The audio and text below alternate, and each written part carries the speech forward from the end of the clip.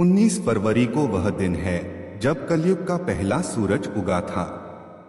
करीब 5000 साल पहले 18 फरवरी को गुजरात में कुछ ऐसी घटना घटी थी जिससे द्वापर युग का अंत हो गया था और कलयुग ने अपने पैर पसार लिए थे। आइए जानते हैं कलयुग की शुरुआत से जुड़ी कुछ खास बातें। यहाँ मिलती है जानकारी।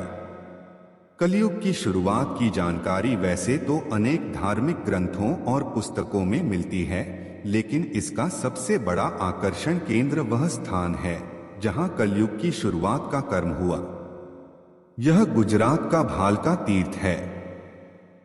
यह भी पढ़े, ये हैं मथुरा के 5 प्रसिद्ध टीले। यहां से श्री कृष्ण ने लुढ़काया था कंस को। भालका में हुआ ऐसा। द्वापर युग कान्हा का युग था। श्री कृष्ण मथुरा से द्वारका चले गए थे और फिर द्वारका के भालका से बैकुंठ के लिए पलायन किया।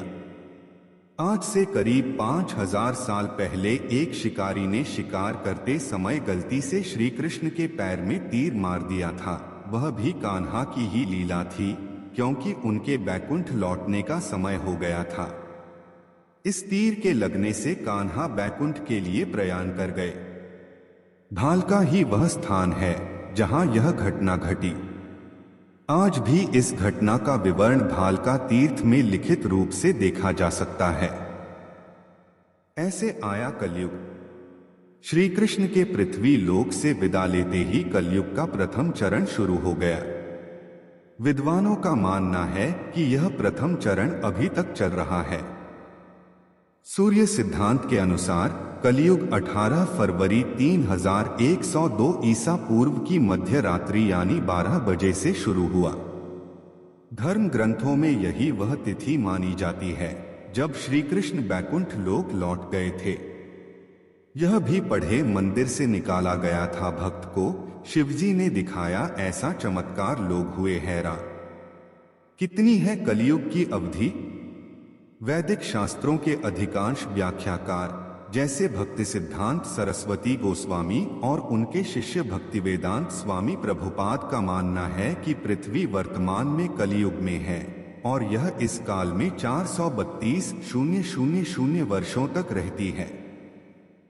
कलयुग को कुछ लेखकों द्वारा 6480 वर्षों तक माना जाता है, हालांकि इस बारे में कई और अलग मत भी हैं।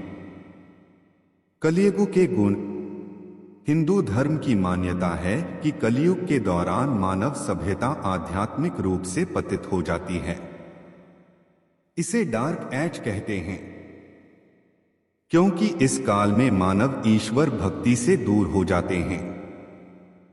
हिंदू धर्म की मान्यताओं में धर्म को बैल के रूप में परिभाषित किया गया है। इसके अनुसार कलयुग के अंत में नैतिकता स्वर्ण युग के 1/4 तक कम हो जाएगी और तब धर्म रूपी बैल के केवल एक पैर रह जाने की परिकल्पना साकार होगी। इसका सामान्य अर्थ यह हुआ कि जब कलयुग चरम पर होगा तो नैतिकता का पूरी तरह ह्रास हो चुका होगा। कुछ ही लोगों में इस मानवीय मूल्य की समझ शेष रह जाएगी। यह भी से तय किया रविदास जी ने संत बनने का सफर। कोरोना की चपेट में आए चिंचपोकली के गजानन 100 साल की परंपरा में बदला। कोरोना की चपेट में आए चिंचपोकली के गजानन 100 साल की परंपरा में बदला। अद्भुत नागा साधु। पटना में चंद्र ग्रहण का नजारा। पटना में चंद्र ग्रहण का नजारा। भगवान अजन्मा है। लखनऊ में छठ पूजा। पुणे में सूर्य ग्रहण की तस्वीरें। श्री यंत्र। इस समय ना लगाएं झाड़ू। उत्तर दिशा की ओर। अगली गैलरी। कश्मीर घाटी में उस आवाज और रोशनी का क्या है रहस्य, कौन है वो? कश्मीर घाटी में उस आवाज और रोशनी का क्या है रहस्य, कौन है वो?